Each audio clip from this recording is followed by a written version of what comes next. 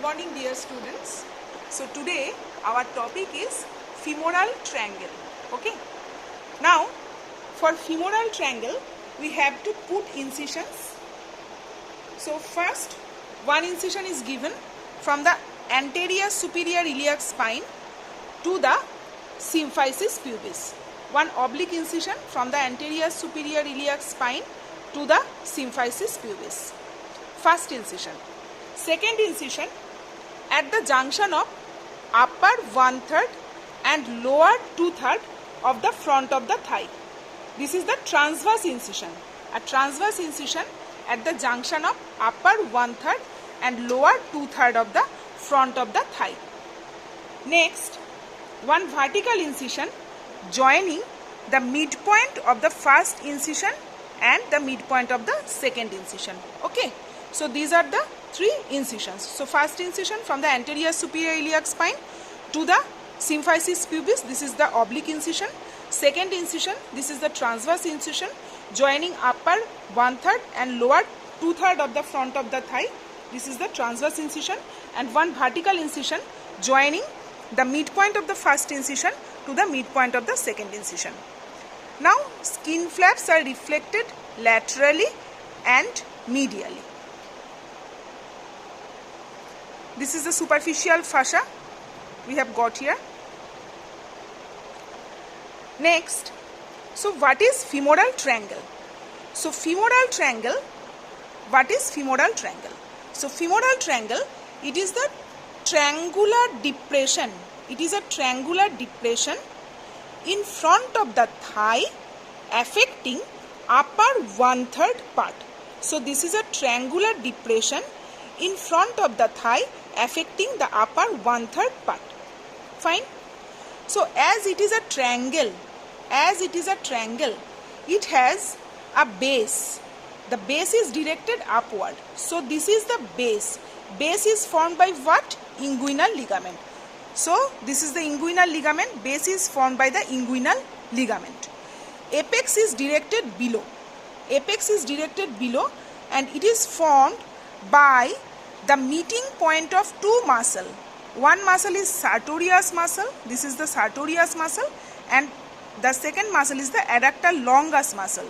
So this muscle is the adductor longus muscle. So apex is here situated, and it is formed by the medial border of the sartorius. Apex is situated here, and it is formed by the meeting point of the sartorius muscle and the adductor longus muscle.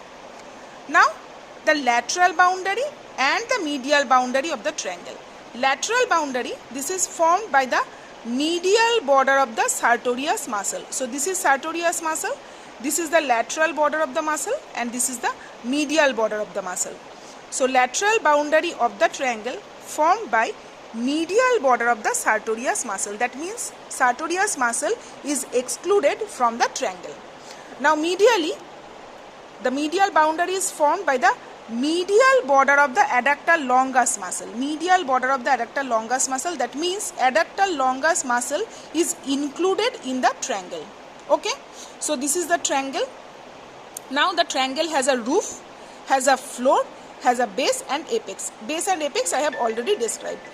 So roof is formed by skin, then this superficial fascia, and in the superficial fascia here we can see one structure. This structure, this is the great saphenous vein. This structure is the great saphenous vein because it is draining into the femoral vein. It is going through the saphenous opening and it is draining into the femoral vein. So this is great saphenous vein. Now in the roof fascia, roof we have the deep fascia. That is the fascia lata. And in the fascia lata here we will get a very special character of the fascia lata, that is the saphenous opening. So what is saphenous opening? Saphenous opening is an oval gap in the fascia lata. It is situated 3.5 centimeter below and lateral to the pubic tubercle. So here is the pubic tubercle, 3.5 centimeter below and lateral to the pubic tubercle there is saphenous opening, and through the saphenous opening the great saphenous vein passes and drains into the femoral vein, right? Now what are the floor muscles? What are the muscles forming floor of the femoral triangle? So from the lateral side to the medial side. lateral side, this muscle, you can see this muscle, this is the iliacus muscle. From lateral to medial side, floor is formed by iliacus, tendon of psoas, pectineus and adductor longus muscle. So this muscle, it is the lateral most muscle, this is the iliacus muscle. Now just medial to the iliacus muscle, you can see a very glossy structure, this one, this glossy structure, this is the tendon of psoas major. This is the tendon of psoas major.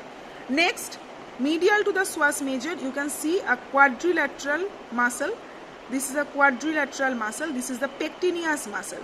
And medial to the pectineus muscle, this is the adductor longus muscle. So floor is formed by the iliacus, then the tendon of the psoas, then the pectineus and the adductor longus muscle. Fine. Now come to the content. In the content, we have, in the superficial layer, we have lateral femoral cutaneous nerve, medial femoral cutaneous nerve, intermediate femoral cutaneous nerve and the great saphenous vein. This is the great saphenous vein here, and the superficial branches of the femoral artery, that is the superficial circumflex iliac, superficial epigastric and superficial external pudendal. Here we can see this is the lateral femoral cutaneous nerve. This is the lateral femoral cutaneous nerve and this is the great saphenous vein.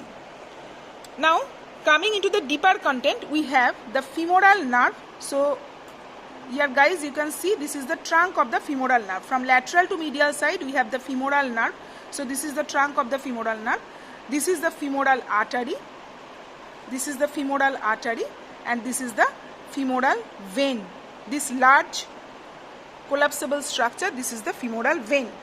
So this is the femoral nerve. Femoral artery, it gives branches here, 3 superficial branches I have already mentioned: superficial circumflex iliac, superficial epigastric and superficial external pudendal.